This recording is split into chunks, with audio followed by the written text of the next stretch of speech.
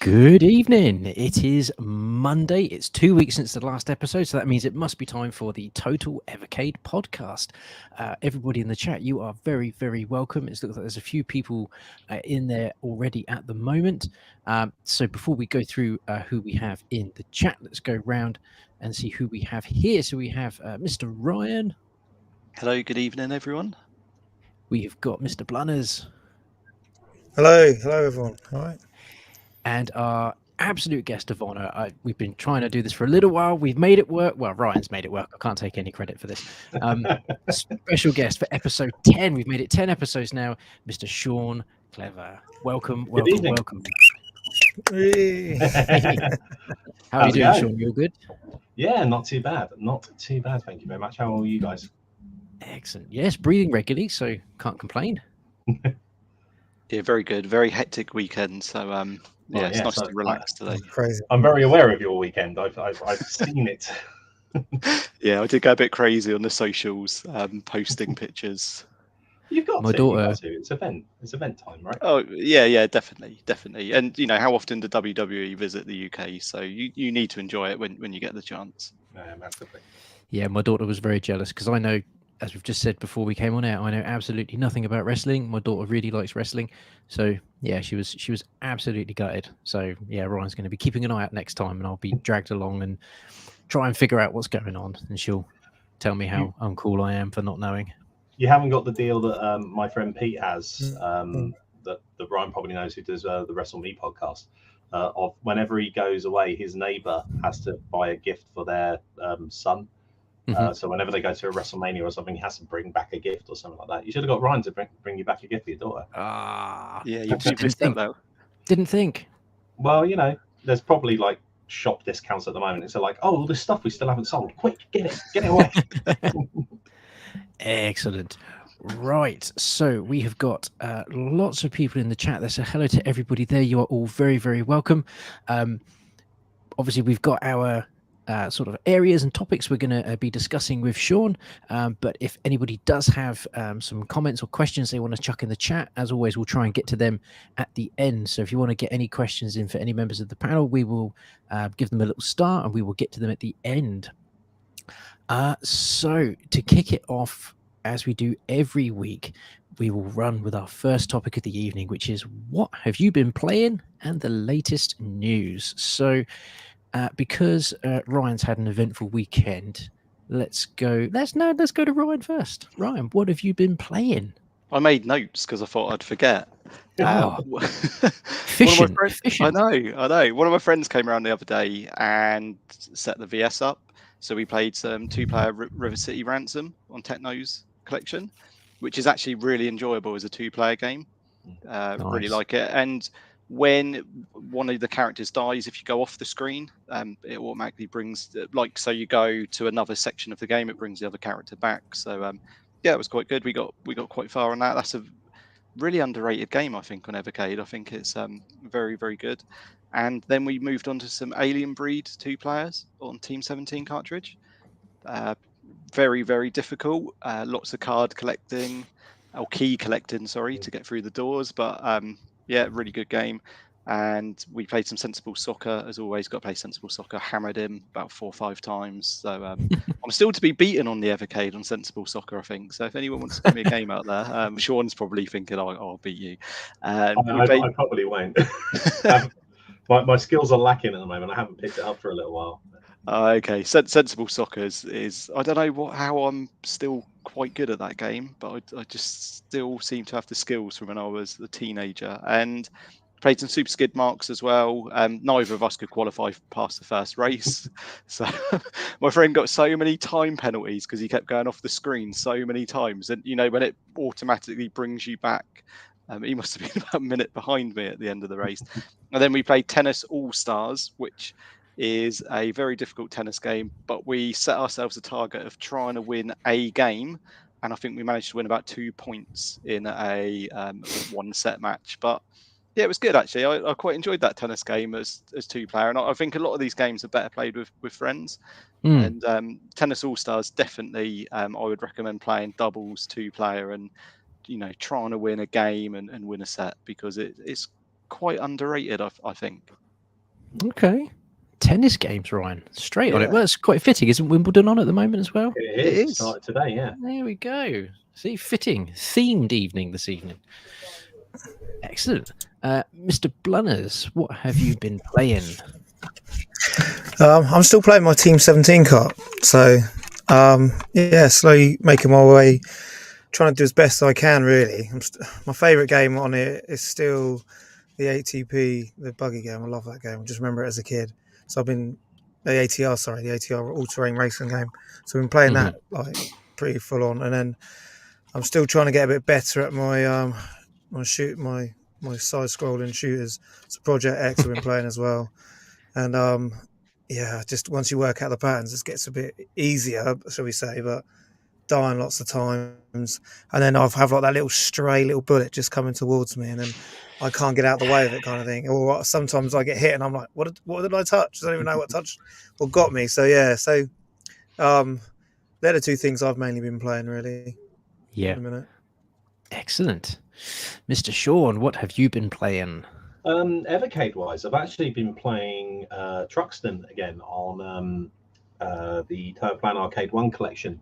Main reason being over on the Discord, there's a challenge that happens every week, and there's a high score challenge. So occasionally I try to dip in and see if I've still got the skills. I won't lie, I'm nearly pushing 40. I don't, but it's always nice to have a sort of a quick go. I had a little play again on Big to Small during the week as well, and I've been playing a few non-Evercade things, but on the Evercade side, it's been those two really. Excellent. I Evercade wise as well, I have been going back over a couple of older carts. So Boogerman has always been something that I have never been able to complete, either on the Mega Drive or when I first got my Evercade. So I've been going back, and I'm using save state, so I'm cheating. But I think that's going to be one of the only ways I'm going to be able to get through that game, because that is a tough game. That's a tough platformer. So I've been going back over that. I'm still dipping into Alwa's Awakening. I'm still nowhere near as complete as Ryan was with that mission. That for me has been my two little Evercade plays at the moment, mainly because Final Fantasy 16 seems to be just destroying my life at the moment. But there is still time for Evercade. This is the great thing about that being a little handheld. You can take that wherever you are, and that's always great. Okay, so leading us into latest news. This is normally where I hand over to Ryan, or we hand over to Derek with some news. So I'm going to slopey shoulder that onto Ryan, and I'm going to slopey shoulders it onto Sean, because surely he'll be best placed for the latest news. Latest news. Yeah, trying to think of sort of like the latest news that's happened in the 2 weeks since you last broadcast, really. I mean, I'm trying to think now. I can't remember whether you guys said about the Team 17 cart actually made the UK top 40 of the physical games chart, and that was really nice. And we had some lovely words with Team 17 over that, so that was a lovely thing to see. I think I don't think there's really that much news that's gone on over the last couple of weeks. It's been quite a couple of weeks while we've been busy toiling away at making the next big things happen, as you're probably no doubt aware. And I mean, also not just Evercade related either. So there's been quite a lot of work going on behind the scenes of making everything get there, and also testing and making sure we can get everything sorted for our next game of the month, which I can tell you is going to be this week. Ooh, exciting. Can you tell us what it is, or is it meant to be a surprise? I'm going to keep it a surprise. Okay. Because what it is completely escaped my mind for the moment, but I know the next one after it, and that's the one that stuck in my mind because I'm about a month ahead of everything else that's going on. Yeah. So, but yes, no, I'll keep it a surprise. Excellent. But yes, and yes, also happy anniversary, Derek. So yes. People have noticed that Derek isn't joining us this evening. Yes, he's spending the time with his other half, and yes, quite rightly too. I'd imagine if I ditched my wife to do a stream, I'd probably get a butt kicking on an anniversary. So yes, Derek, we do miss you though, Derek. You say that. I had my friend round to watch an AEW pay-per-view on my wedding anniversary, and that went round down like a lead balloon, and I don't think I've ever been forgiven. Wow, how'd you get away with that? I don't know. She's still planning. Siobhan is still planning that revenge. Yeah.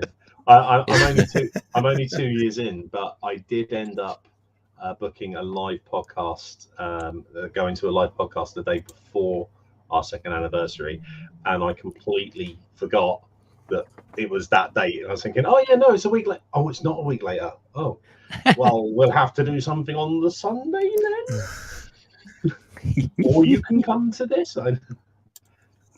Amazing.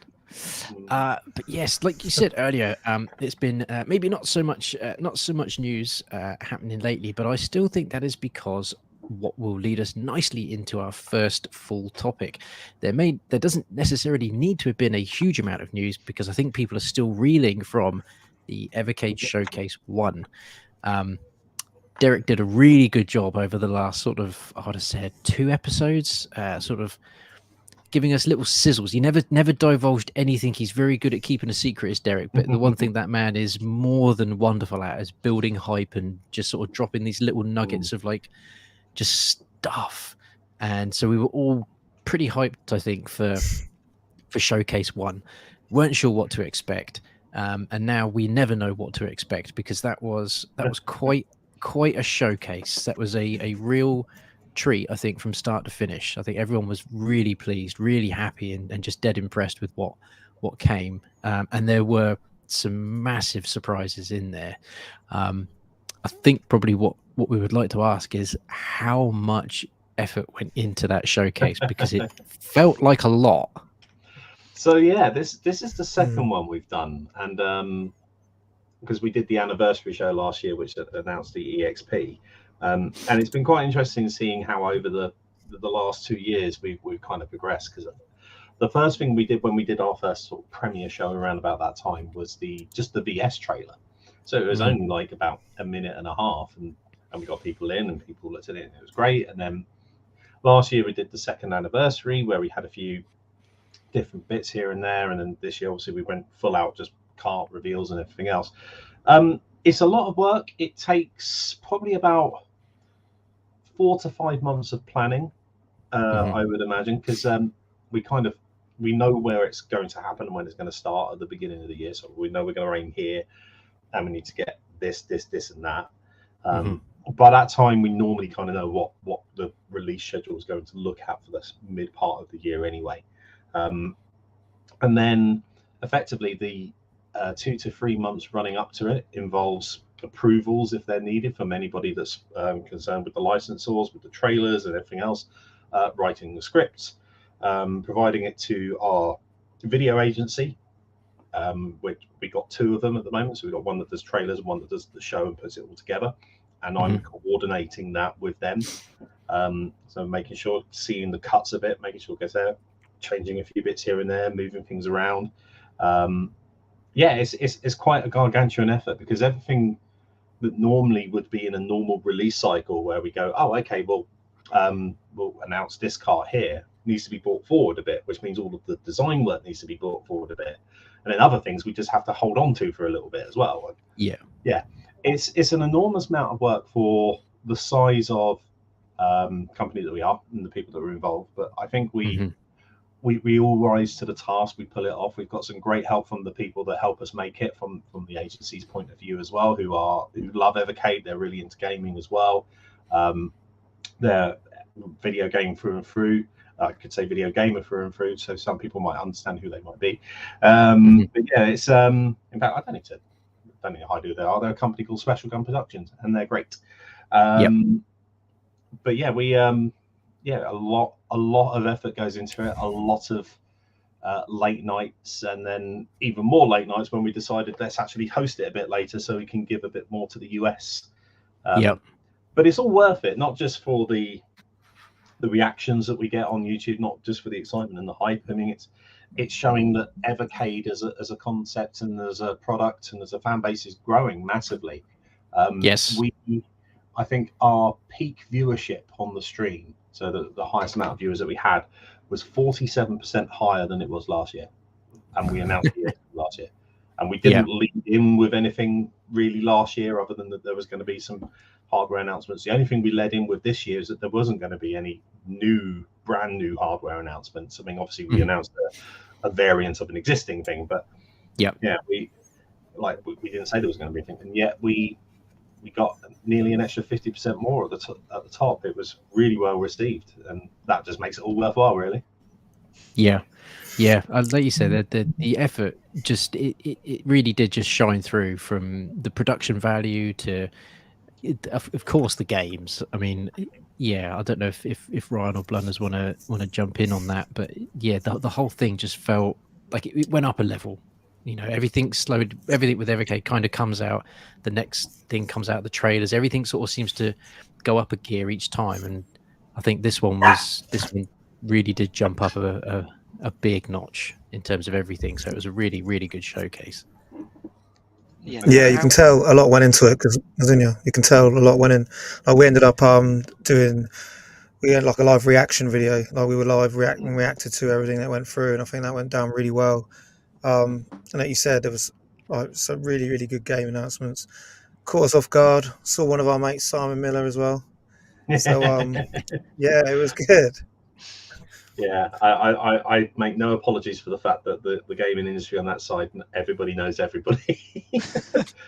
That was a weird one, because that one came about of I knew we had Duke, and I knew I wanted the idea of somebody being Duke holding an Evercade, because the visual of the Duke Nukem character holding an Evercade is great. But we weren't looking to just impersonate Duke. You know, we didn't want to get all the voice and everything else, and we wanted to make it a bit more fun, a bit more down to earth, and Special Gun are great at that. And the first thing I said to them was, do you reckon Miller would be up for this? And we both asked him, and he went, absolutely, yeah, it seems like a laugh. So I mean I've said to you guys, like, privately before, me and Miller go back quite a way through games journalism times as well. So it was sort of like a no-brainer casting if he agreed to do it, and he did. So yeah. And that's one of the things when you see the trailer for that collection on I think it's on IGN. You go through the comments. There's always about like every fourth or fifth one. I go, is that Miller? Yeah, that was. Yeah, I know. I think Ryan was quite taken by that straight away. It was jumped straight in there. I love Simon Miller, and I saw him on Saturday as well. But I was queuing up for something, and he was interviewing people, and even my 9-year-old daughter knows who Simon Miller is from seeing him at wrestling in Southampton and things. She's like, "Oh, can we go and get a picture of Simon Miller?" So to me, in the world of YouTube, he is a big name. So for you to get him was brilliant. Yeah, I mean, I'm just glad he accepted, and it came off really, really well, really. And I will say the hair is not Photoshop. That was actually hair that we put on him. It was, that was a belt and end. All of a sudden, he'd gone through shaving the face, and all of a sudden, bam, there we are with the Johnny Bravo haircut solid on. It was, really enjoyable. Before we get into Duke Nukem, of the carts that you announced in that showcase, Sean, what would you say is one that is particularly something you're excited about? Because obviously all of them are very cool. I'm very excited for Sydney Hunter, because I've never experienced that series before. But yeah, what cart would you say is something that's really quite close to you there? I think I'm really excited for Sunsoft. I'm quite an old retro gamer nerd, and Sunsoft is one of those names that just kind of is one of the biggest names of that time. I mean, is a shame that obviously a lot of the stuff that they did was licensed, like the Batman shirt that you're wearing right now. You know, we would love to have had that game, but yeah, that involves a lot of money to a little comic book company, owned by a much bigger company. So it's but it's great to sort of see everything that Sunsoft did outside of those as well. And there's a couple of things that people are familiar with because of the Switch Online and different things, but there's also quite a lot that people aren't familiar with. And even, I mean, Mr. Gimmick, getting Mr. Gimmick on there is great because, I mean, I don't know if you know how much Mr. Gimmick goes for as a second-hand game at the moment, but it's about 10 times the value of what that Evercade cart is at minimum. So just to have something there where people can actually have access to that game without looking on eBay and considering second mortgages, it's a great thing. But I'm kind of looking forward to all of them in a relatively equal way as well. I mean, Sydney Hunter, like you, I wasn't that familiar with Sydney Hunter until we started looking at the games and started doing the deals. The Delphine games I'm excited to revisit because I think as a young person, I was very impatient with games like Flashback and Another World, and I didn't really give them a lot of time. But that was also very much that I've rented this for one night from Blockbuster, and there's a big learning curve that I don't have the time or patience for. Whereas now I've got a lot more time and patience, and it's going to be on there. So that's going to be interesting to see how I gravitate back to those. And just loads of hidden gems with Pico Arcade. I mean, I've already played quite a few of those. Burglar X is a bit of a laugh. Diver Boy is actually quite a fun game as well. And there's a couple of other different games in there that I know a lot of people are looking forward to. And I know Crazy Burger's done a few videos already on that collection. So yeah, no, I think there's a lot of good things coming. And then obviously when we get to the Duke games, I'm actually really looking forward, apart from the Duke Nukem 1 and 2 remastered, obviously, it's the Duke Nukem Advance game, because that is an oddly powerful game for a handheld 32-bit console of the time. It plays really well still, even now. So. Well, there's on that Pico. There's definitely just keep it up with Ryan's tennis endeavors. There's an ultimate tennis game on there as well. So it looks very nice as well. It looks very nice. It does look really good. Obviously, I'm on a bit of a Lord of the Rings kick at the minute. So anything that involves fantasy. So the Legend of Skill Road is something that I have never played, never come across. So I'm quite intrigued by that on that Pico collection for sure. I think that's the thing with a lot of these as well. I mean, like Crazy Burger's probably said, when you download a MAME ROM set, for example, if you download the MAME emulator, you probably find these games just hidden in there. And that's probably the only experience anybody's ever had with any of these. Like, even if they're not got the ROM, it will just be in the list of games that MAME support. And you probably scroll past it and you don't know. And it's one of the things that we really like doing, that on the face of it, you look at these games and go, nobody's ever heard of them. So why should anybody care? And then we present them have you actually seen these things? These are hidden gems that we're trying to unearth for you to bring to you, much like we did with the Galco games and everything else. It's like, let us introduce you to something new. And the Evercade audience is great at accepting that and wanting to experience a lot of these new things. So it makes for a great connection between being able to do carts like that and people being excited to play them because it's something new after however many years we've been gaming, Yeah, for sure. Yeah, with Blunners and Ryan, was there any before we did? Because I'm itching to get to Duke. I'm itching to get there. Were there out of those cartridges? Were there ones that were sort of, now that it's had time to settle? Were there any ones that you guys are sort of really on board with? Sydney Hunter for me. Is that Sydney Hunter, Ryan? You seem to have gone a bit freezy there. Yeah, Sydney Hunter. There we go. Yeah, back. I think I just stopped moving. Yeah, because on games like Elwa's Awakening, I would never ever have picked up that game had it not been for Evercade. And then I got that. I think I got it for Christmas. I held off a Christmas present, and I didn't put that game down for weeks. I've done so many hours on that game, and so that's why I'm looking forward to Sydney Hunter the most, because the modern retro games. Really enjoyable. Yeah. Mr. Blunners. Yeah, I'll say I'm going to copy. I didn't want to copy Ryan, but that was exactly what came to my head as well.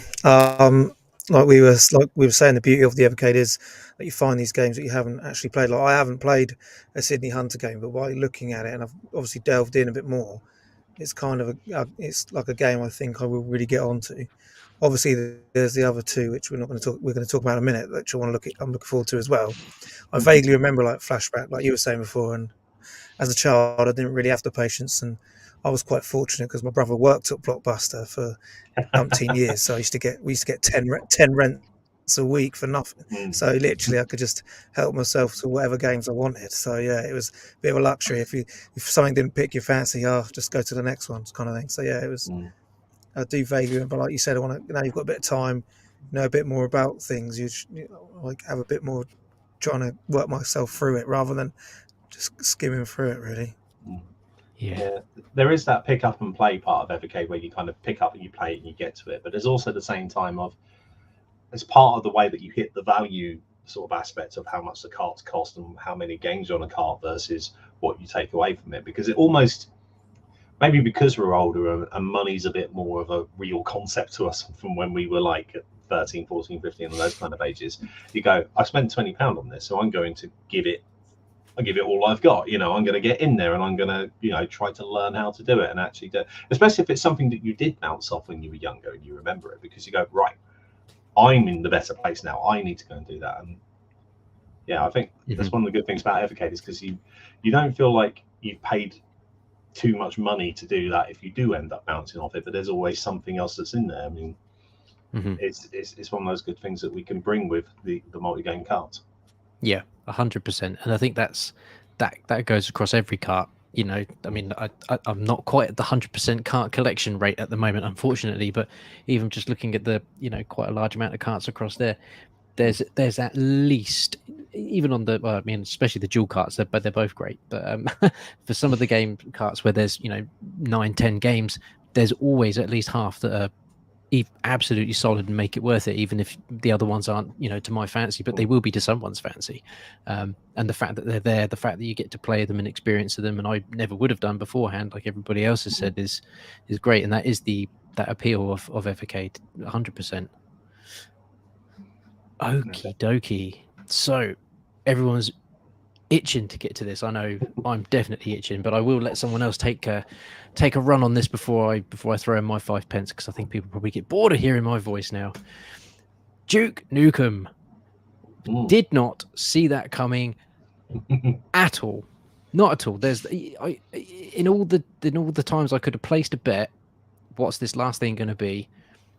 Wouldn't have bet that in any way, shape, or form. So absolute joyous surprise, that one. What a surprise. It was nice because I did see quite a lot of the prediction videos and everybody in the run up to it, and nobody said Duke, but they had said things that were, I think somebody had maybe jokingly said Duke Nukem, but there was a lot of people that sort of said stuff that was around the similar era of Duke 1 and 2. Because we started doing home computer now, people were thinking, can we do things like Commander Keen? Can we do things like this? And all these names started coming out, and I think maybe because they were sort of like, they were thinking too far back into the computer era. They weren't thinking, maybe we can get this. And Duke as a franchise is not just 3D. There's so many other games on so many platforms that Evercade can do. So yeah, it was a nice surprise. I'll let Ryan or Blunners run with this for a bit, because otherwise, I'm just gonna gush hard. I've got lots of happy memories of Duke Nukem. Yeah, just really, how did Duke Nukem come about? Who?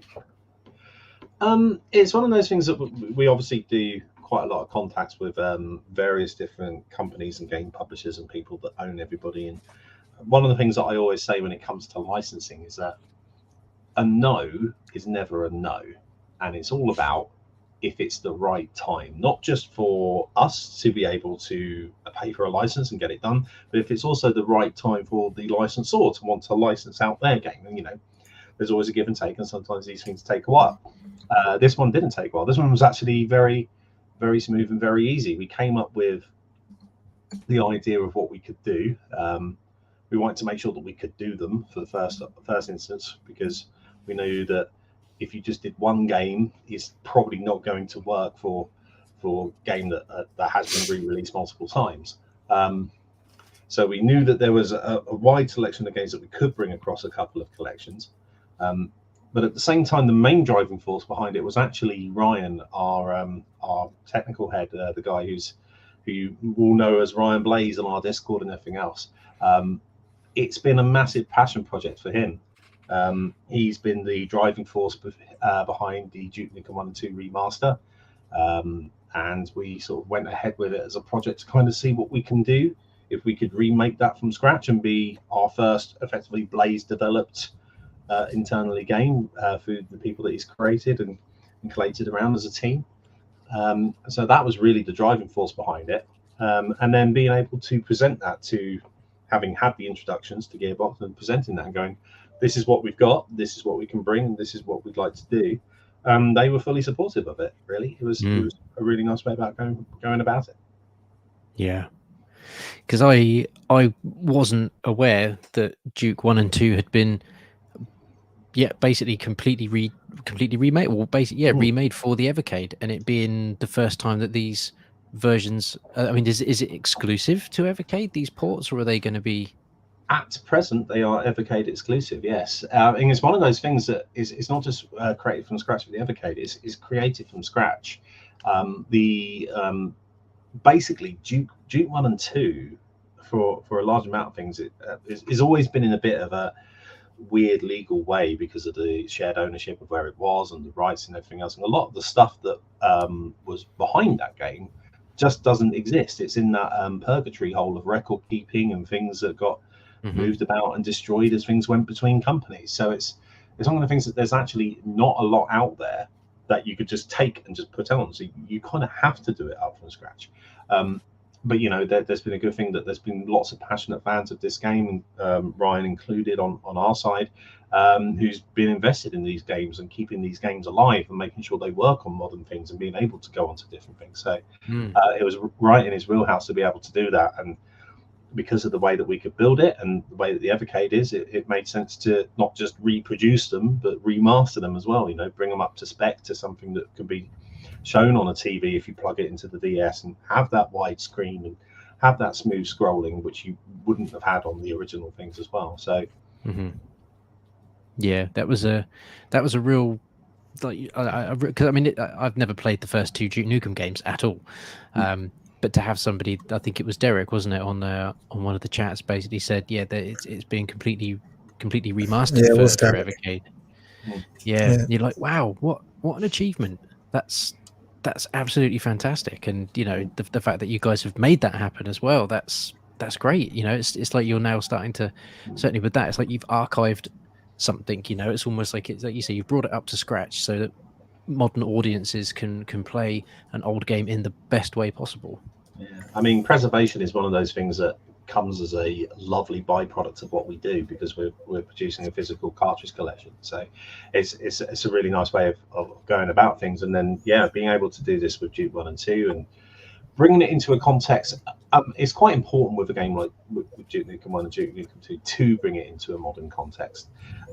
Still give people the ability to play as it was, which we do. You were able to just basically snap back between both, and we'll go into that more in August when we do our deep dive. But it's one of those things that if you just presented a game that's that old from a PC base and then just did it without any kind of consideration to modern systems, people would just bounce off it. I mean, one of the things that's one of the stories that's told quite a lot by John Romero is how they managed to get Doom scrolling and Commander King scrolling and doing the different things. Basically going, well, the Nintendo can do this. Why can't we with our superpowered computers and PCs? Because you couldn't smooth scroll. You would go to a screen and it would go, or it would chop. You weren't able to, it was very difficult for PC programmers to get that right. And Duke 1 and 2 were of that time where it wasn't exactly in the smooth platform scrolling that we are now so used to. So it was very important to sort of bring that experience to a way that people would access that and be able to do it, as well as giving them the option to play as it was if they wanted to. Excellent. Yeah. I think also bringing up Ollie, so I was just saying, sorry, also bringing out the Duke Nukem VS is also not mention that when you're getting 1 and 2 with that, that is such a bargain to bring down the price. It's to get both of them collections with it. I think it's going to be that's probably why it's sold. It's they said it's sold out. I mean, I do have to say, like, you know, we are very careful with it. It is an inspired by edition as opposed to an official edition, but it is, because we did include those carts with it. You know, it is part of the bundle and people could get to it. We were always going to do a limited edition VS. You know, we did the purple handheld. So at one point we were going to do the VS, but there was this kind of thing, well, what do we do? Do we do another color scheme? Is that enough? It's probably not enough to just do that. And then when the Duke Nukem collections came and we had the opportunity to design a new VS that we felt was taking inspiration of you know, everything that inspired Duke. So we're not actually inspired by Duke, we're inspired by what inspired Duke, which is all those action movies, that gritty 80s metallic look, and all of those kind of things that we sort of bring in, the Cold War threat of nuclear war and everything else. And we just sort of brought that in, this kind of almost, you know, Tom Clancy-esque inspiration into all of these things, and just thought, well, this is a great way to make something that's quite unique. And yeah, I mean, the fact that it's sold so quickly as well. I mean, it's the quickest selling thing that we've had as a limited edition as well. So that was absolutely delightful to have, obviously. But yeah, no, I mean, normally when we do all these kind of limited editions, if we're asking for a certain price, we're like, well, yeah, we want to make that worth the price that you're paying. So yeah, it was no brainer to put 1 and 2 in there as well. Yeah. And having that collection be the original, I guess, the original Duke Nukem trilogy, really, the 1, 2, and 3D, is great. I think everyone's familiar with 3D. The amount of hours that I put into that is absolutely ridiculous. And to see that running on the Evercade is going to be just an absolute nostalgia trip for me. So I'm itching to get into that. And then also with the second collection as well, where we've got things like Land of the Babes and like you say, Duke Nukem Advance. I think I've been aware that there was a Game Boy Advance Duke Nukem, but I've definitely never played that. And the best thing about it is its own game. It's not a clone of Duke Nukem 3D. It is its own plot line, its own storyline, its own things. It obviously uses some of the stories and assets and everything that's inspired by it, but it is its own thing. So it is a unique experience. No, I'm really looking forward to that. Really can't wait. There was a project where I'm going off on a tangent now, first tangent of the evening. There is, before Duke Nukem Forever came to 360, there was a 3D Duke Nukem first-person shooter, I think, being planned for Nintendo 64. And I don't think that ever came to fruition. It's a game that is basically finished. I can't remember now. The only thing I'm thinking of, because I know the Nintendo 64 one had 0 hour, which sadly we weren't able. We did look at that and we were working out whether we were able to bring it. But the control method for that game is so focused on using an analog stick that it's just really hard to sort of bring that across in any real way, shape, or form. And I mean, that's something me and Ollie have said when we met at OLL and we were talking about a lot of these kind of things. It's like, we want to bring games that are playable. You know, we don't want to bring just a game and just try and slap Evercade on it and make it work. You know, we want to make sure the experience you get when you hold it in your hand and you're playing it does feel second nature. And yeah, with 0 hour, sadly, that wasn't the case. But like we said, we got plenty of good games on there as well. And if there are any other projects that aren't finished that are able to go ahead and are able to work properly with control methods that we've got, then we always look at them. I mean, there's several unfinished games that have been, I suppose the word posthumously to its development cycle, I guess, is probably applicable. But several games that have been finished since that have been shared and, given out across the interweb for different things. Yeah, who knows? I'm frantically looking for the original. I'm sure it was original Duke Nukem Forever, because I'm sure I've seen someone do like a whole documentary on it, and the game is effectively there. It's done. I'll find it another time. Probably No Clip or somebody like that, maybe, or MVG, somebody. I know they've done quite a lot. So with the new Evercade Atomic Edition or VS Atomic Edition, the AI included on that's Duke Nukem themed. Is that correct? Yeah, the theme that's going on there is it's Atomic Edition theme, so it's going to have the same kind of feels, the same kind of colors. But yeah, that's going to be exclusive to that console. Okay, so that's nice. Yeah, so it's going to be built into the Oh, firmware. amazing. I mean, as you can see, the other thing that you might have seen as well was the LED light bar is a different color. Yes, yellow, isn't it? Or sort of that yellowy green, that toxic kind of. Yeah, it looks good. Does look very, very good. Yeah, I think and everyone's obviously that's going to come in its own presentation box, because we always do a special box for all these things. So that's going to be announced at some point soon when we can see that as well. So amazing. Evercade always do outstanding boxes with their products. Everything that I haven't got any XP yet, but I've got the original handheld and the limited edition VS, and the box is better than like an Xbox comes in. It's always so well made, and a lot of thought always goes into it. Yeah, I think that's one of the things we've always done from the beginning. So Andrew, our CEO, was mainly the guy responsible with a few different things for the original designs and the original looks. And then since then we've grown and we've got designers and design teams in and been able to sort of hone what we want and hone what the message is. And I think the biggest struggle that we've had ever since the beginning, and even till now, it's still a struggle, and one that I'm desperately trying to find a way to overcome, is to not pigeonhole us in that kind of easy retro visual.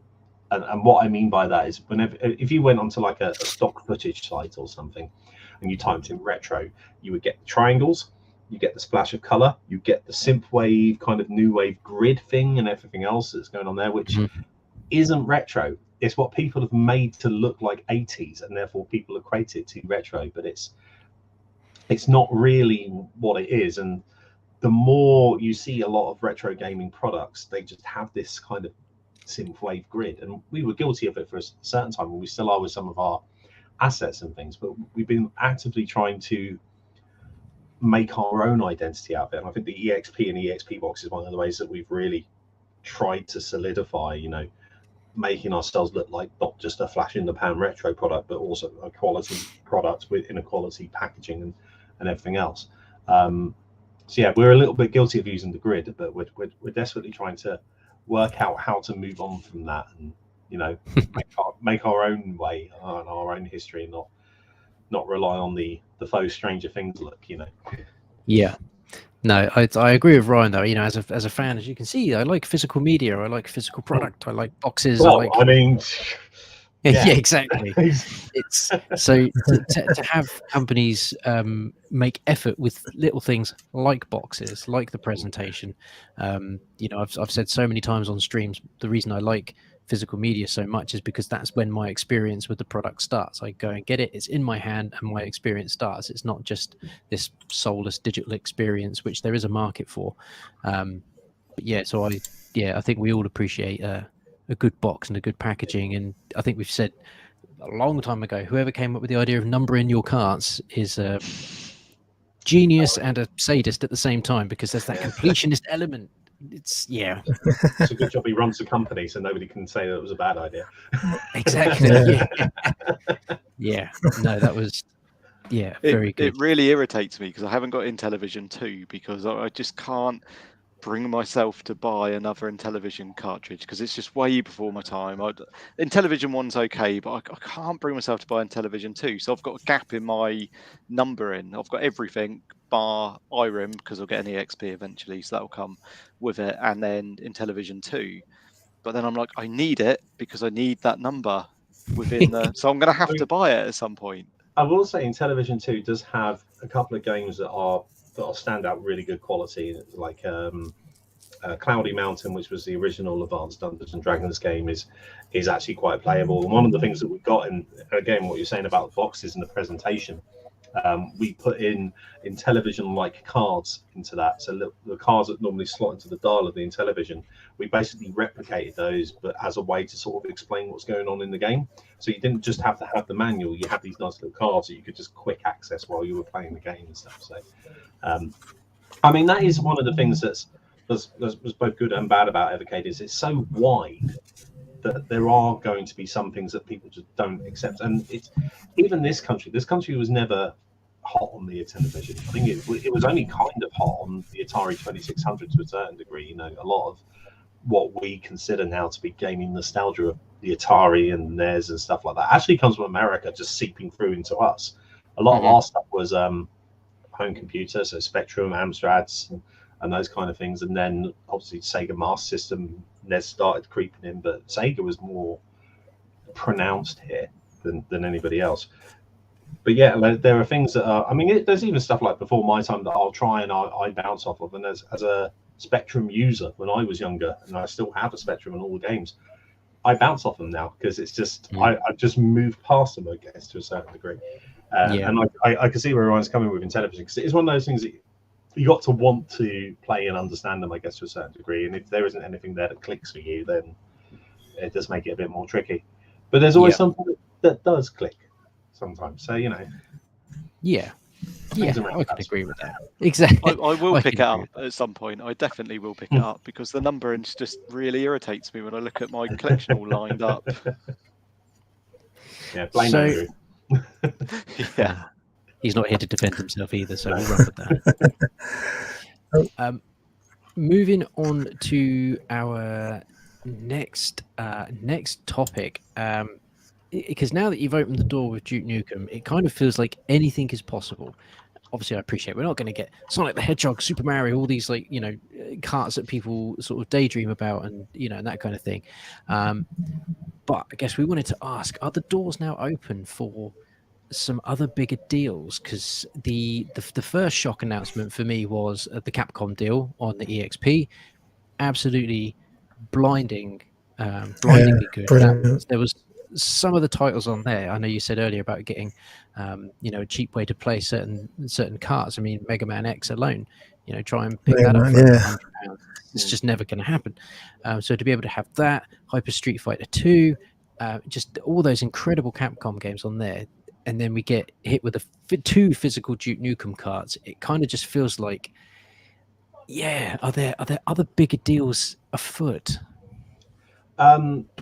Yes, I guess I would say, because we're always looking at deals. I think to answer sort of like the original question on that is, has this opened more doors?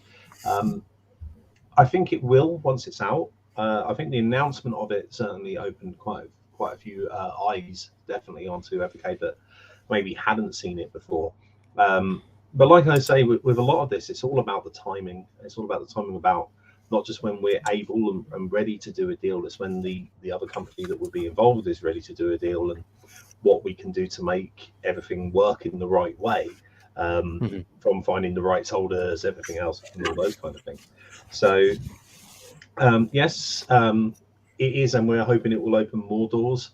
I think what actually holds back a lot of our doors isn't necessarily the fact, that we need to do a deal like Duke in order to get people over the line. It's very much we need to go and meet people and go and see people and introduce this, because it's a very physical thing.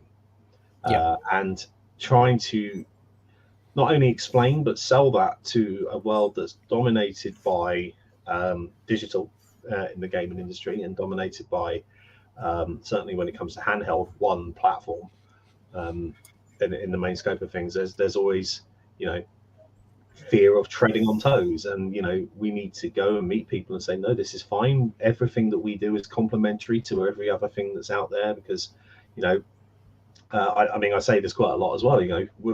I don't look at anything as competition. I look at it as complementary. How many times there will be games that we've got on our systems that people have bought multiple times, or there will be games that people have now bought multiple times after having played them on our systems. I mean, there's a lot of people that probably didn't know Ninja Golf existed until the Atari collection when it first did, and there's now several ways that you can play Ninja Golf, and people have probably picked them up. Yeah. So it works in a massively complementary way, and half of the battle is very much finding the right people, meeting the right people, showing and explaining what it is in person, where it might be difficult to understand what it is via video or anything else, and just really getting them on board. For the most part, that's a lot easier than it was now we're out of the pandemic. because I mean, obviously that hampered quite a lot of being able to go for some bigger things a lot sooner. But at the same time, things need to be available, and things are slowly becoming available. I can't tell you what's coming, and I can't even tell you what's coming, whether it's going to be with Evercade or with Hyper Megtech, because now we've done a slight diversion by doing a new brand where we can do different things that aren't entirely Evercade. We're not just ourselves as a company that are very good and experienced at these things, and bring a lot of passion to them, thinking all the time, well, that has to work for Evercade, or that has to do this. We can be presented with something that is now not necessarily Evercade, and we can make something of it, or we can get around certain things that we're not allowed to do, or we can introduce ourselves via a different product and then bring people over to another brand or things like that. The world is very much our oyster at this stage, as long as we can get everything going right and get it in the right places. Mm-hmm. The thing with that Hyper Megatech that we've sort of discussed a little bit, because I know that I think on the website I mentioned about things like collectibles and this kind of thing, which is another big drain on my finances, is collectibles, toys, action figures, all that kind of stuff. If the idea isn't there, I am throwing it out there. We need some Earthworm Jim figures or an Earthworm Jim statue of some sort, because I said it on a couple of streams ago. I was gutted. I had all the original, I think it was BizTech Earthworm Jim figures, and when I was about 18 or 19, just sort of come into problems. You need some money, and ended up getting rid of all of my original Earthworm Jim toys, and they're just I can't afford them anymore. Maybe that's something we can do. I mean the entire point really of Hyper Megatech really is that we can open our creative juices and our abilities to a much wider group of people now. It's like I say, one of the things that's difficult to communicate until you can get it into hands is exactly what Evercade is, and what Evercade's about. But we know that we're retro game fans. We know the audience of retro gaming. We've got the skills to make a lot of products when it comes to this kind of thing, and we know we've got dedicated markets in the UK, in the US, where a lot of this stuff will go very well. In Spain, in France, in Germany, in Italy, where in Spain at the moment, we've got a very big fan base that's growing. So, being able to sort of bring more to people and bring our expertise to that just makes sense, really. Excellent. So I'm aware we are ebbing away at the time. So, what can we expect from Evercade Showcase 2? Is there any little bits of nuggets of information, anything you can tease people with? A few things that I can tease people with. Some things we've already said. So this showcase is dedicated to indie gaming, specifically. One of the things that we're very, very good at bringing back retro franchises and things that people like. I think equally as good that we've been highlighting indie games made for retro systems, but are modern or new. And that's not just the published titles from people like Mega Cat or Morph Cat or Hours Awakening Cathedral and these larger studios, but also with Indie Heroes, being able to give the smaller developers that maybe don't have the budget or the ability to overly market themselves a dedicated fan base of people that want to play their games and enjoy them and enjoy what they produce, and then go and find them out through elsewhere.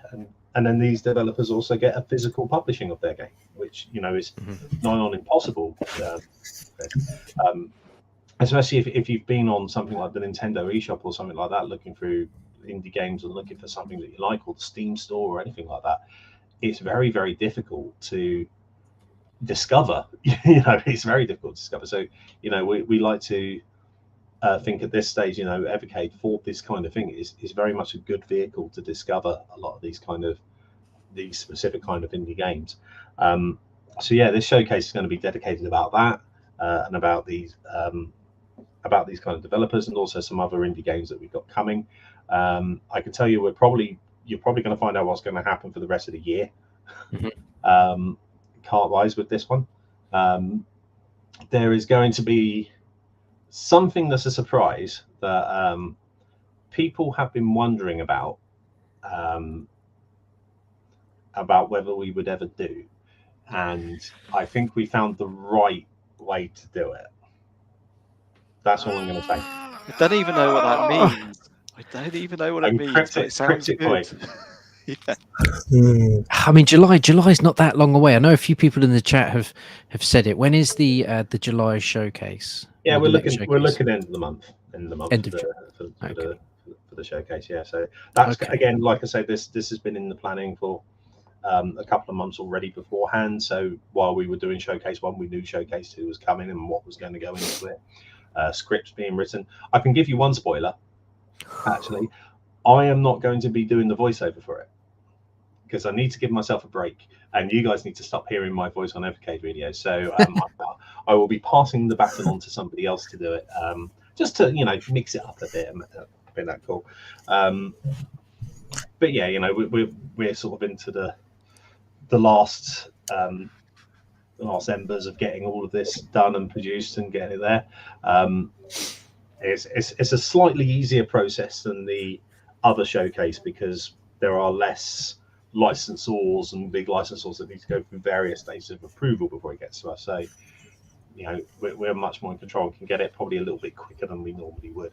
But yes, end of the month we're looking at for that, and yeah, I think it's going to be exciting. It's very much going to be I don't normally say this, it's very much going to be one for the fans, because I think if you're going to watch Showcase 2 thinking, oh my god, how good is Evercade, I really want this and that, it's probably not going to be the show you expect, because as I say, we're very much focusing on indie and what we've done previously with indie and what we're bringing to indie this year as well.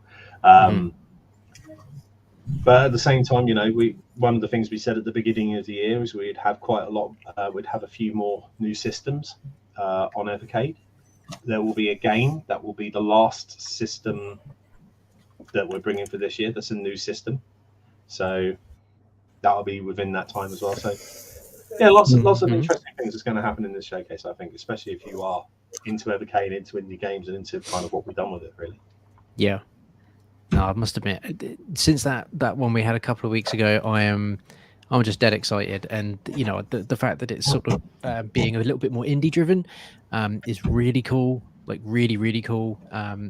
We've said on the podcast many times that whilst it is nice to have some of the big names and even some of the smaller names, the thing that really makes Evercade stand out for me is the indie heroes stuff, and just being able to celebrate indie developers who are still making indie games for modern consoles and modern eras, and making games for dinosaurs like us who still want to have that old school gaming, but with just sort of some new school type graphics. So the fact that this one is going to be sort of indie based is fantastic.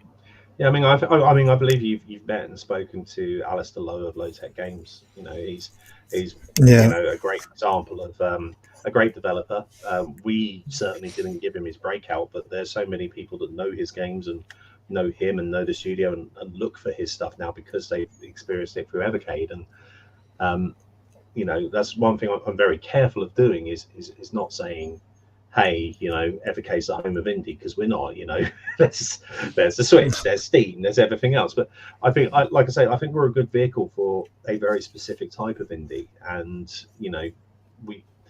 we are that kind of base where we know what we like, but we'd like to be presented with something new, and we like to challenge, what people could do with lots of stuff on our consoles. Like, I don't think until now or recent history, you would never have had a game like Tanza on the Mega Drive when it was originally out.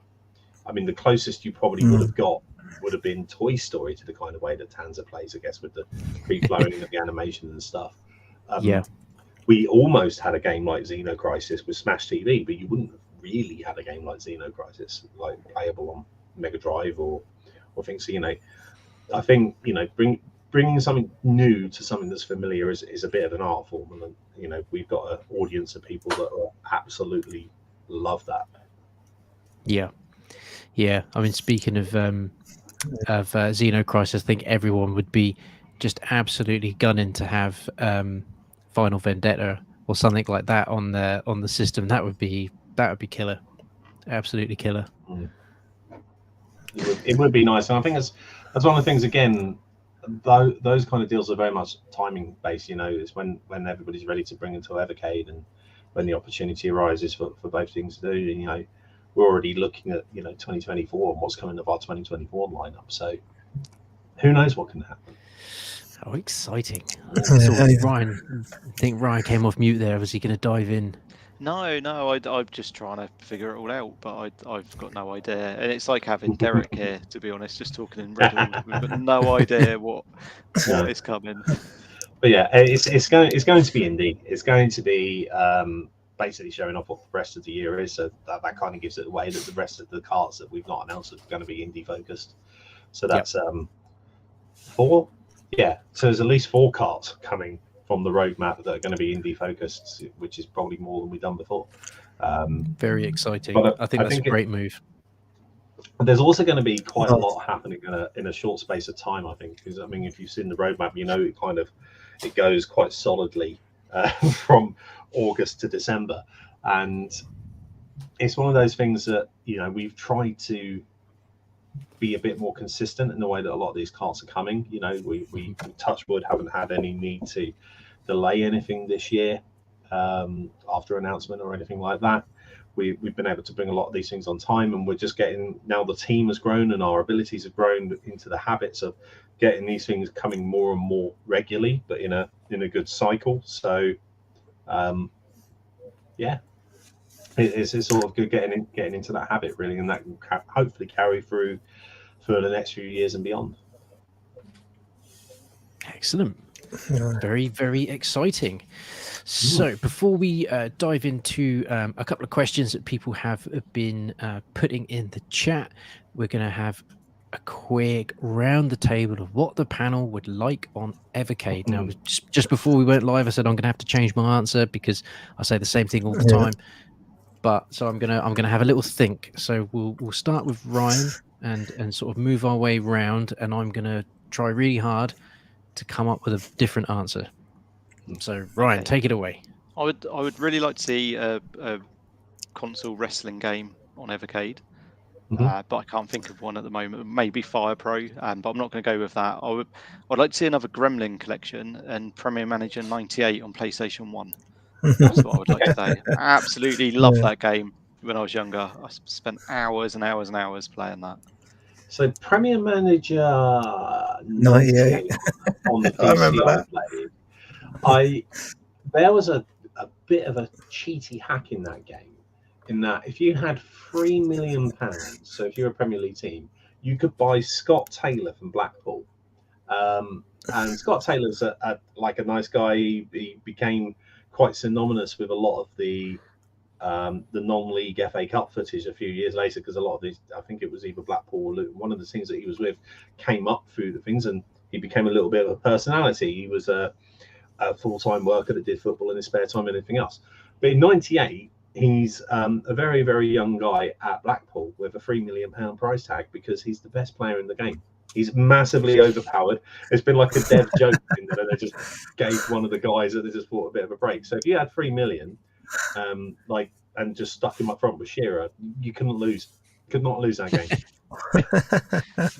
Wish I'd known that when I was younger. I don't know if it's on the PlayStation version. It's definitely on the PC version. But, no, the only hack I remember in the PlayStation one is if you play all your pre-season friendlies against, I think it's Juventus, so you do home and away against Juventus, that generates tons of money for you at the start of the season. So that was a bit of a cheat as well.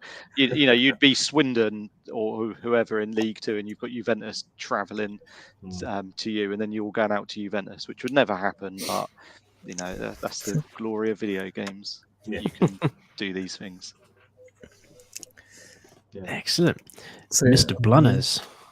Yeah, so like you were saying earlier about indie, that was one of the main reasons I actually got into the Evercade, because I am a late one to the system, and was around Ryan's and had a go on it, and then I was hooked from then really. So yeah, when you say the word indie, for me, always brings into like Shovel Knight territory, like because it is on everything, Shovel Knight. So that is something I would like to see. And also, as it plays PlayStation 1, there's a game that me and my sister used to play. and it's on Engage as well. Is old Pandemonium, the Jester. I don't know if anyone remembers it. The one that used to side scroll that kind of looked like a jumpy platformer. So yeah, they're the two I would like to see. Nice choices all around.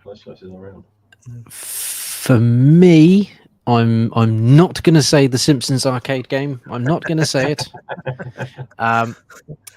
I said this a couple of weeks ago, and I still stand by this next one as well. There was a game on the NES that came out in Japan only, and it inspired Resident Evil. I think it's called Sweet Home. Let me Google it really quickly. Yes, so it's Sweet Home. It came out on the Famicom. There's a few people have gone and managed to give it English text and sort of translate it for the Western world. And I've watched a few people play through it. It sort of plays very much like I guess it's sort of a bit like Zelda, but in a haunted mansion. So yeah, I'd love to experience that 100%. So I'd like to see some horror games. Now that we've got Duke Nukem and there's a game with an 18 rating on the Evercade, I'd like to see some horror inspired stuff, because that's a big tick for me, horror games. Yeah, technically our first 18 rated game. I think we actually originally rated Indie Heroes 1 as an 18 because of some of the themes on Dedius, and then Peggy, the racing board, actually said no, it can be less. So it's like, oh, okay. So we had to quickly rework that and get that all sorted. But so that's some very, very interesting choices. Okie dokie. And it's your job now to sort them out for next year. Well, I try. You know, I mean, I too would love a console wrestling game. I would like a second Gremlin collection. I've got those kind of lined up in my wish list things. I'd quite like a Star Trek collection, because there's quite a lot of Star Trek console games, you know, things like that. I mean, I'm trying to think of the non-obvious ones, because like I said to you at the beginning, I always say the same old things. It's either going to be like Outrun or something like that. But there's a lot of like really interesting franchises and stuff, and I'd love to see more strategy. And that's not just like, you know, the Western strategies that we know from Electronic Arts. You know, there's loads of games from people like Koei Tecmo, like the Nobunaga's Adventures and stuff like that, which is all about the imperialistic and feudal Japan and things like that. So there's loads of great games that I'd love to bring to the system, and you know, who knows, maybe we'll be able to in the future. So excellent. So very aware that we've kept you for just coming up for an hour and 10 minutes. So what we will do is we've got some starred questions from people that have been asking throughout the evening. So let's have a run through of some of these. So first one we've got here is from Chris H, and that is, are there any more RPGs coming to the Evercade? We'd like there to be more. I think it's one of those things of finding the right RPG and the right licensor to bring those RPGs. So we're actively searching for them, yes. Hopefully we'll be able to get some in the future. It's just finding the right ones, really. Excellent stuff. We have one from Obsolete Worlds. I know there was or has been a little bit of a technical issue with some of the latest firmware, I believe. So Obsolete Worlds just asked, do we have a date for when the fix is going to go live, or is there any information you can give us about that at all? It's going to be this week. It's going to be this week that will go live, because it will come part as the Game of the Month update. Basically, some of the things that happened with it was a slight hiccup of something that we'd fixed previously, and somehow it just crept into this as a bug. And then unfortunately, because some of us were on leave and some of us were trying different things, we weren't able to confirm exactly what the issue was until we realized. And then by that point, you know, everybody knew about it. So we then obviously put out a statement last week saying we know what it is. We one of the things we're very careful not to do, because we're a small system, and when things happen, the internet is the internet and people will jump on things. We don't want to unnecessarily worry people, because it was an issue that affected a lot of people with two carts in particular. I think it was C64 and one of them on Team 17. But it wasn't like 100% across everybody, and we're not really in the business of giving people a warning without any establishment or any solution to what that warning is, because then you just don't get anywhere and people ask more questions, or people get worried or misunderstand and things become misconstrued. So we always try to make sure that we have the knowledge of what's the issue, the solution to the issue, and then to be able to communicate when that solution is coming. And we try to be as honest as we can about it at all times. We never hide things from people. We just want to know what the situation is before we do anything. Yeah. So yeah, hopefully this week, hopefully in the next couple of days, that fix should come, and that should go properly. And there'll be patch notes, of course, that go up onto our website. There always is for these things. So we make sure that you read them before updating. Make sure that you're happy with everything with that. And yeah, go for it. Excellent. Thank you very much for that. I appreciate that. We have a question from Mr. Nick C. I hope you're doing well, sir. That's Nick Craddock, I think. It is Mr. Nick Craddock. Do players have any plans for things like arcade sticks, rollerballs, keyboards, etc.? If so, can we get any hints or inside information? Keyboard input might come soon, because again, we got for the VS USB availability, so that's something that we've always looked into. Arcade sticks and rollerballs is an interesting one. One of the reasons we've not done them before, because we always do look into them and try to find the right way around it, is because we want to provide something that's quality. And a lot of people, when they've been playing with arcade sticks on Evercade systems, it's been like the 8-bit those, which are quite well built quality, but they're about £70. And when you go down the price scale, it becomes a lot more difficult to get something that what we consider to be in that Evercade value.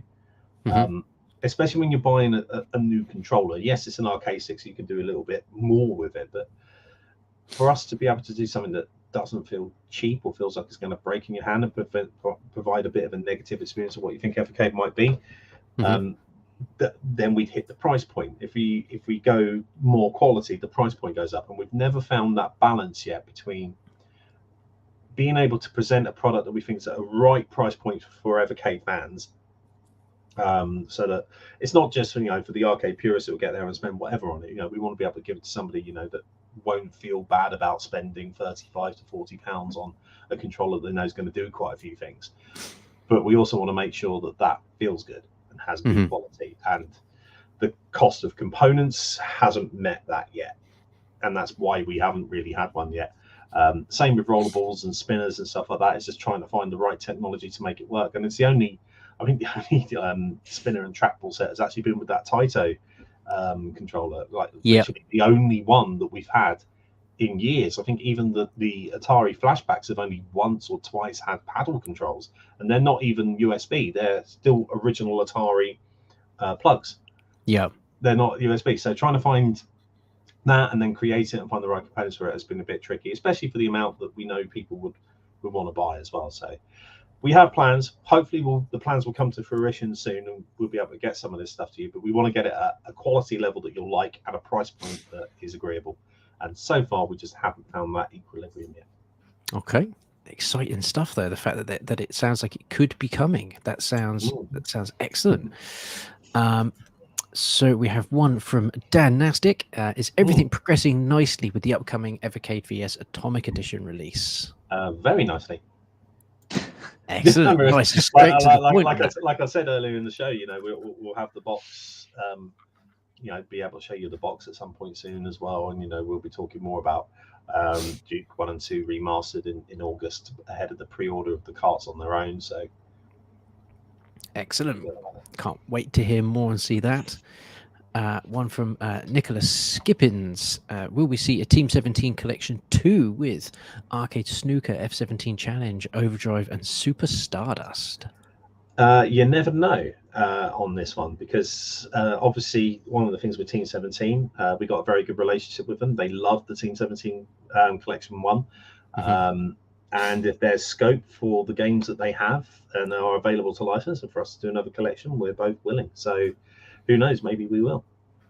Watch this space, Nick. Keep your eyes peeled. That might have been a bit of news when you said about Evercade News. Was the bonus game unveiled? I know it's appeared on a few platforms. Yes, I believe it was. I think it was. This is with the Worms reinforcements, wasn't it? Worms Director's Cut. Worms Director's Cut. Sorry, yes. Yes, excellent. Yeah, that's because you know, we've already released Worms. We could have put Worms on the box. Everybody would have been like, "Oh, not more Worms!" But when you give it as a bonus, everybody's gonna love it. You know? But it is. I think we said before that is the version of Worms that is my favourite. I know there are better games for Worms, but Worms Director's Cut is my favourite because that's the one that I played on home computer with my friend a lot. So yeah, I can't wait to be getting into that version. Another one from Mr. Craddock, and that is what is the capacity of the EXP and the VS systems? Can it run N64 or higher? So the main thing that prevents us from doing N64 is partly that it's very inconsistent as a platform, and I think you've probably seen through emulation over the years on lower powered devices, of which I class ourselves as one, so you know, not the PC or anything like that.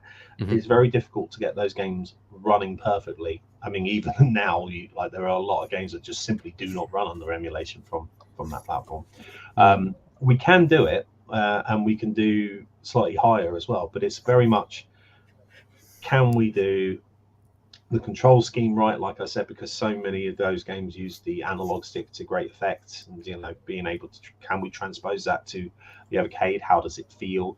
And then the second part of it is, how much of it can we actually do that doesn't require the main console manufacturer, because obviously that's going to be a bit of a pain when it comes to those kind of things. So the capability is there. It's just, is the ability to do all the other bits that make that work there, and is the technology there, you know, in the right place to make that happen? Who knows?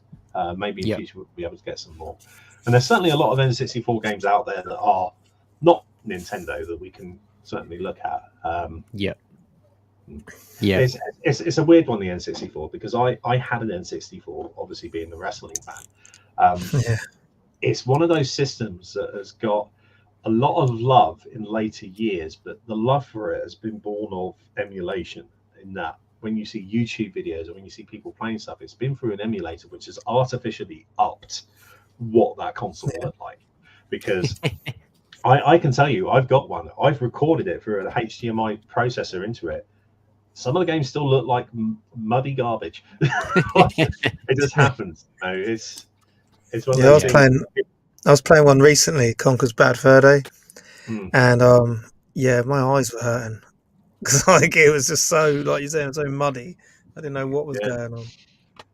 It's a difficult one, because there's a lot of people that don't actually know that was the experience. They think it was a lot more sharper polygons and stuff. It's like, no, it was not.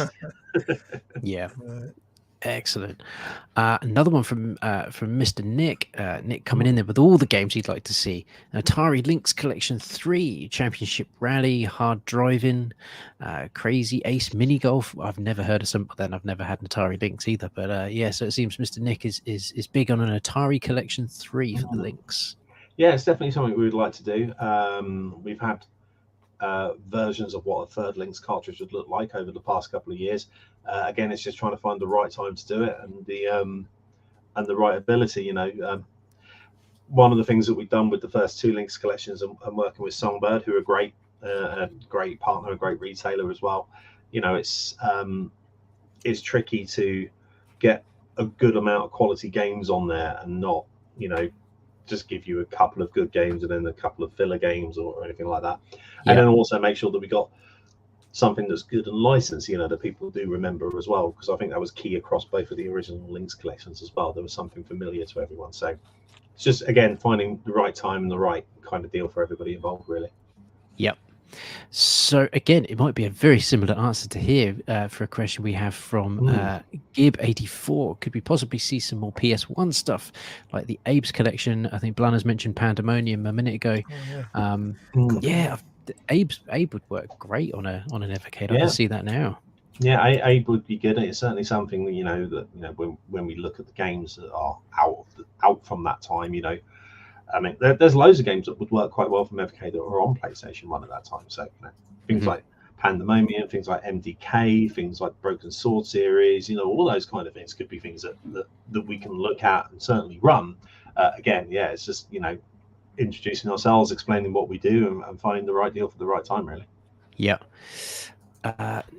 Another question here from Obsolete Worlds.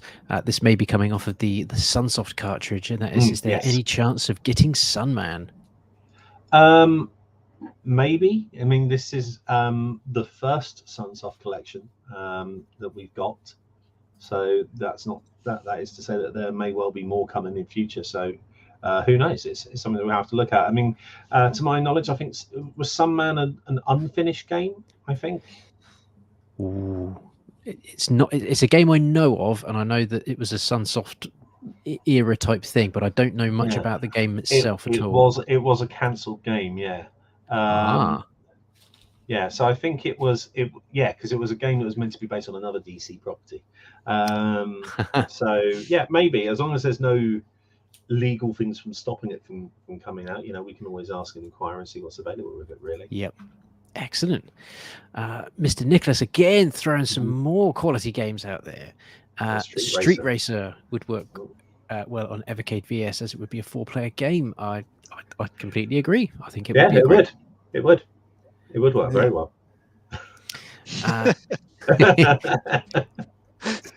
Next question again from Mr. Nick Craddock. When will the OG handheld stop being able to run new or future carts, or is it a case that some carts will and some carts won't, depending on what the processing power of on the games and of the individual cart? At the moment, all do, and we are continuing to try and make sure that all do. So we're testing them on that as long as we're using the latest firmware. The main thing, apart from the processing power of it, is purely the amount of space that there is in memory on that thing. It was very, very low, which is what enabled us to be able to do it so cheap in the first instance when it first came out. So there will be a point where if it doesn't completely stop a cart, then some games might not load or anything like that. But like I said, we're always honest. We always test. We always make sure. It's our aim that everything that we can do still works on that OG handheld with the most recent firmware that's available for it. And if there's anything that's completely and utterly broken on it, we will hotfix it. So far, touch wood, nothing's done that yet. So that's good. But yeah, I mean, obviously the overheads that we got now with the VS and the EXP, and now we're not concentrating on the OG, is certainly, as you can see, freed up a lot of development time and power to different projects on it. So so I can't tell you when, because hopefully everything still does run, but as we go higher up into the power things, who knows what might happen. Yep. Excellent. A question from Obsolete Worlds. This may be to do with I think some of the original EXPs, I think, that maybe came through at launch. I know there was some tightness issues, so I think they're sort of asking here, is there anything that's sort of being done at the moment to sort of maybe look at quality assurance or anything on that front? Yeah, so I mean, there's a couple of different types of quality assurance. Like I've already said, the team that we've got has grown.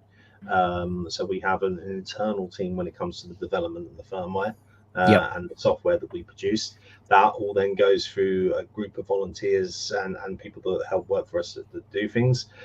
We then also have a beta program, so that a lot of the firmware testing goes through to those beta programmers as well.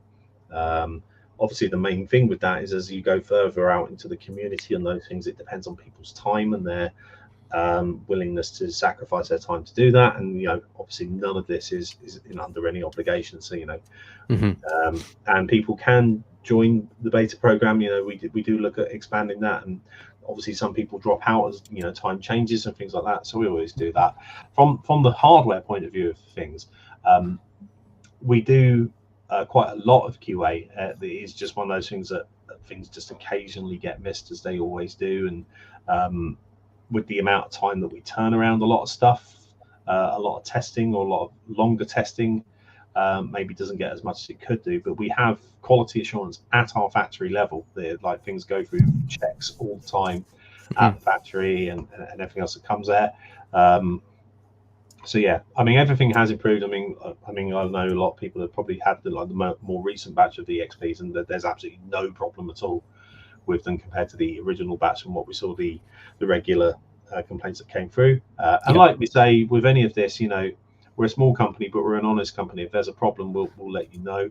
If you have a problem, email our support team. We'll do our best to get whatever we can. You know, we're not going to say, oh, you're out of warranty, or oh, you're out of this, or oh, you're out of that. You know, we always try to listen to what the problem is and try and create a new issue. There's a cat. My wife messaged me about 10 minutes ago saying because she's got to go and do something, but the cat wasn't in. Yes, she is. There he is. This is one of the two of what we call Sigourney's boys. This is Jones, aka an orange cat from Alien. Yeah. The other one is a black and white cat called Venkman.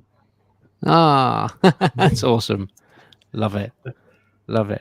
But no, we appreciate that, Sean, for that answer. So thank you very much for that. Two more to go. We have one from Ian Griffiths. Oliver Twins collection, large part due to the link with the National Video Game Museum. Is this a collaboration or are similar ones something you'd like to do again? We'd love to. I mean, one of the things about the Oliver Twins collection and that collab with the National Video Game Museum was it was an important time for them. So when the pandemic hit, you know, they were stuck quite literally. So, you know, we tried to do our bit to try and make some money and for them and try and get everything there. So it's definitely something we want to do. We want to work with the National Video Game Museum again at some point, you know, being able to do things with Evercade, maybe even do some kind of showcase there. Who knows? You know, we've always looked at it that if we ever get to the point of being big enough to do a big press launch or something like that, that would be a fantastic venue to do it at. Yep. Or some kind of exhibition. And yeah, I mean, even the National Science Museum with their Power Up thing, which is now becoming a permanent feature, I believe, in the Science Museum, has been touring around the country in various museums. You know, we'd love to be able to help with a lot of that because, you know, we're a small British company, but we love retro games and we're doing something now. Whereas, you know, trying to locate a lot of these things and a lot of these people is a bit more difficult. So, yeah, I think, especially when you go to these kind of things, and you guys will know with having young kids, being able to get a controller of something that's actually simple to pick up and play of a retro game in their hands and it happening opens the mind to a massive new experience outside of, you know, your Fortnites or anything else like that. So, you know, we would love to be a part of that and to help with that. And yeah, maybe it's something that we can do in future. Excellent. And last question we've got started here from Mr. Snestastic, which is always great to see him back. Will we see a completely brand new original games created for Evercade? One game on a cart exclusive to Evercade? If we do, I wouldn't say it's going to be one game on a cart. We might try and do a couple or anything else like that. I think what's more likely is we'll keep them as bonuses at the moment or hidden games that we unlock. I mean, you know, we've all toyed ourselves in the company of trying to do some kind of like game that we've made ourselves, but you know, it's just the time of doing it, I guess, more than anything else. But yeah, I mean, we probably wouldn't do it as a cart unless it was really good, because, you know, I think the fact that it would be exclusive to Evercade is not enough. It needs to be a game of significant quality to be able to get onto there as well. So yeah, who knows, maybe. Yeah. Excellent. Well, thank you everyone in the chat for getting your questions in there. There's some really good questions in there, and yeah, hopefully we've got the answers you wanted there. There's definitely plenty of games that have been thrown out there for as food for thought. That's for sure. List as long as the arm. Exactly, and it will just continue to grow. It will continue to grow forever. But yeah, we're just coming up on an hour and a half. So, Sean, it's been an absolute pleasure having you on. It feels like this was the episode that was always meant to have you on, episode 10. A nice little celebration of all things Evercade. And yeah, I'm just really grateful for you giving up your time and coming to chat to us. No, thank you for having me on. It's been a pleasure. It's been a really nice time, and yeah, I'll see you in 2 weeks in the crowd. Excellent. Yes, you will. Yes, you definitely will. Okay, so again, thank you everyone who's tuned in live. Your comments have always really appreciated. Thank you for getting all your questions in there. It's always great to see everybody interacting in the chat. if you are coming across this channel on a repeat view, or you've managed to find us through the ether of YouTube and the wonderful algorithm that it is, and you enjoy what you hear, please consider hitting that subscribe button, because that helps us out a ton. Give the video a little thumbs up so that we know that you've been by. And for any of the topics and questions that we've had going throughout, please keep the comments, keep the questions coming and suggestions coming in the comments below. It's always great to see people interacting with everything after the event as well. So thank you, everybody, and all that is left to say now is good evening, and we will see you all very, very soon. So good night. Yeah.